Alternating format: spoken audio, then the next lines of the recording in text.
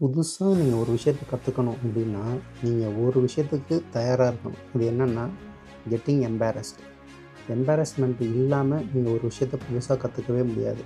நீங்களாவே கத்துக்கிட்டாலும் சரி, இல்ல நீங்க யார்கிட்டயோ போய் கேட்டாலும் சரி, இல்ல ஆன்லைன் ரிசோர்ஸில கத்துக்கிட்டாலும் சரி, நம்மளுக்கு எடுத்தோனே நம்மள வந்து ஒரு புதுசா ஒரு விஷயம்னா, நீங்க எவ்வளோ படிச்சிருந்தாலும், நீங்க எவ்வளோ பெரிய ஆளா இருந்தாலும், நம்மள வந்து நம்ம ஒரு முட்டாள் மாரி தான் தெரிவோம். அதுதான் ஃபேக்ட். ஸோ ஸ்டார்ட்டிங்கில அப்படி தான் இருக்கும். அதனாலேயே அத விட்டுறாதீங்க. பிகினிங் அப்படி தான் இருக்கும்.